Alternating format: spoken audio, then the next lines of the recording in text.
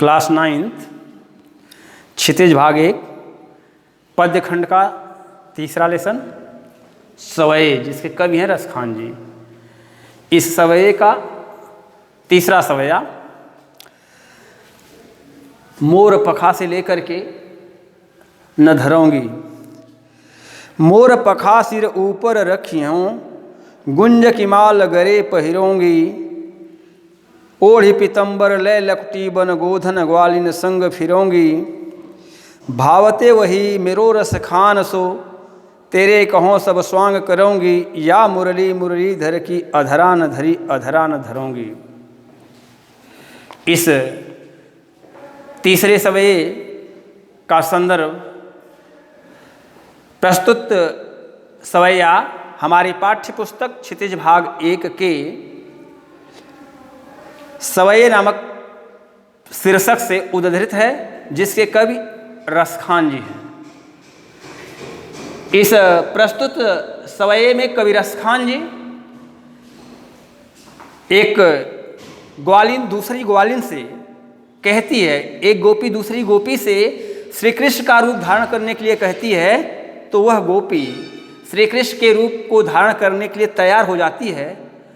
तो कहती क्या है, कैसे कहती है, इसी का वर्णन इस सवये में कवि रसखान ने किया है कि मोर पखा, कठिन शब्दों के अर्थ जान लें। मोर पखा, मोर का पंख, सिर ऊपर रखियों, रखियों का मतलब रखूंगी, गुंज की माल, गुंज गुगुची जिसका बीज लाल और पीले रंग का होता है, जिसकी माला बनती है। ओढ़ी पीतांबर, पीतांबर पीला वस्त्र, लय लकुटी, लकुटी मीन्स लाठी, गोधन, गोधन मीन्स पशु,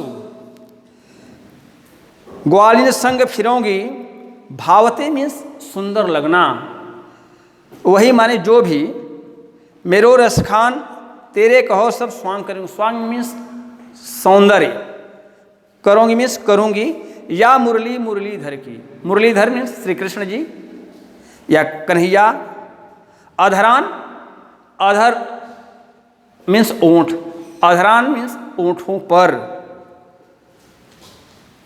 न धरोंगी माने नहीं धारण करूंगी। व्याख्या देखें, एक गोपी अपनी सहेली से कहती है कि ऐ सखी, तेरे कहने से मैं श्री कृष्ण का रूप धारण करूंगी। मोर पखा सिर ऊपर रखियों, मैं अपने सर पर मोर का पंख धारण करूंगी, क्योंकि श्री कृष्ण के सर पर मोर का पंख धारण रहता है। गुंज की माल, और गले में गुगची की माला पहन लूंगी या धारण कर लूंगी। ओढ़ी पीतांबर लय लकुटी, मैं पीला वस्त्र भी धारण करूंगी, और हाथों में लाठी लेकर के गोधन ग्वालिन संग फिरूंगी, हाथों में लाठी लेकर के पशुओं के साथ यानी गायों के साथ, ग्वाल बालों के साथ घूमूंगी। भावते वही मेरो रसखान सो, तेरे कहों सब स्वांग करूंगी। ऐ सखी, श्री कृष्ण को जो जो कुछ भी प्रिय है, यानी जो कुछ भी वह धारण करते हैं, मैं वह सब कुछ धारण करूंगी जो श्री कृष्ण को प्रिय है, यानी वह सब कुछ धारण करके मैं श्री कृष्ण का पूर्ण वेश धारण कर लूंगी। लेकिन या मुरली मुरलीधर की, लेकिन श्री कृष्ण अपने ओठों पर हमेशा मुरली को धारण करते हैं, रखते हैं, बांसुरी बजाते हैं। लेकिन ऐसा कि तुम्हारे कहने से मैं एक श्री कृष्ण का सारा रूप धारण करूंगी, मुरली को भी हाथ में लूंगी, लेकिन उस मुरली को अपने होठों पर नहीं लगाऊंगी।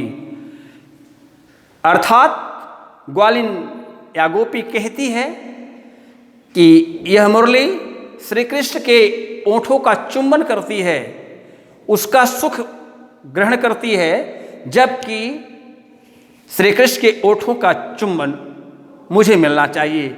यह सुख स्वयं के लिए चाहती है, इसलिए उस गोपी को मुरली से ईर्ष्या हो रही है, जलन हो रही है, इसलिए वह मुरली को धारण करने के लिए नहीं कहती है। इसका काव्यगत सौंदर्य। नंबर 1 सवैया छंद है, मधुर ब्रज भाषा का सुंदर प्रयोग किया गया है। मुरली के प्रति या बांसुरी के प्रति ईर्ष्या भाव को रसखान जी ने प्रकट किया है। अनुप्रास अलंकार, इस सवये में अनुप्रास और यमक 2 अलंकार आए हुए हैं। चौथा सवैया कानन दे अंगुरी रहबों से लेकर के न जई हैं न जई हैं न जई हैं। कानन दे अंगुरी रहबों जब ही मुरली धुनि मंद बजई हैं। मोहन तानन सो रसखानी अटा चढ़ी गोधन गई हैं त गई हैं।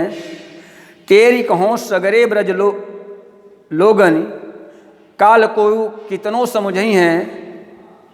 मायरी वा मुख की मुस्कान संहारी न जई हैं न जई हैं न जई हैं। संदर्भ आप जैसे तीसरे सवय में लिखें उसी तरह से आप लिख लेंगे। इसमें कुछ कठिन शब्द हैं, उनके अर्थ आप जान लें। कानन, कानन मीन्स कानों में, अंगुरी अंगुली, धुनि मीन्स आवाज या धुन, मोहन मीन्स आकर्षक या मन को मोह लेने वाली, तानन मीन्स तान स्वर, अटा मीन्स कोठा अटारी, गोधन मीन्स पशु। तेरी कहूं चीख चीख कर चिल्ला चिल्ला कर मैं कह रही हूं, काल को कितनों समझेंगे, कल मुझे कोई कितना ही समझाएगा। इस चौथे सवये में एक गोपी दूसरी से कहती है कि जब श्री कृष्ण अपनी बांसुरी की मंद मंद धुन बजाएंगे तो मैं उनकी उस बांसुरी की आवाज़ को नहीं सुनूंगी, अर्थात अपने कानों में अंगुली डाल लूंगी। मोहन तानन सो रसखान अटा चढ़ी गोधन गई हैं तो गई हैं। वह श्री कृष्ण कितनी भी सुंदर फागुन के महीने में गाए जाने वाले गीत गाएंगे, चाहे वह कोठे के ऊपर चढ़कर गाए, फिर भी मैं उनकी गीतों को नहीं सुनूंगी। तेरी कहों सगरे ब्रज लोगन काल को कितनों समझी हैं। कल मुझे कोई कितना भी समझाए, कितना भी कहे कि नहीं तुम श्री कृष्ण की उस बंसी की आवाज़ को सुन लो, उसकी मधुर तान को सुन लो, तो मैं उनकी बांसुरी की आवाज़ को नहीं सुनूंगी। मैं चिल्ला चिल्ला कर सारे ब्रज के लोगों से कह रही हूं कि मैं उनकी बांसुरी की आवाज़ को नहीं सुनूंगी, लेकिन मायरी वा मुख की मुस्कान, मैं श्री कृष्ण की गीत संगीत को अपने ऊपर हावी नहीं होने दूंगी, या उनकी गीत संगीत के बस में तो मैं नहीं हो पाऊंगी। लेकिन मायरी वा मुख की मुस्कान, लेकिन जब श्री कृष्ण मुस्कुराएंगे तो मैं कितना भी प्रयास क्यों न करूं, लेकिन मैं अपनी हंसी को, मुस्कान को रोक नहीं पाऊंगी। मायरी वा मुख की मुस्कान समारी न जई हैं न जई हैं न जई हैं। मैं कितना भी प्रयास क्यों न कर लूं, लेकिन उनकी मुस्कान के आगे मैं स्वयं को बिना हंसे नहीं रोक पाऊंगी, ऐसा वह कहती है। इस तीसरे सवये के बाद चौथे सवये में भी सवैया छंद है, मधुर ब्रज भाषा का सुंदर प्रयोग किया गया है। इसमें अनुप्रास अलंकार का प्रयोग हुआ है। धन्यवाद।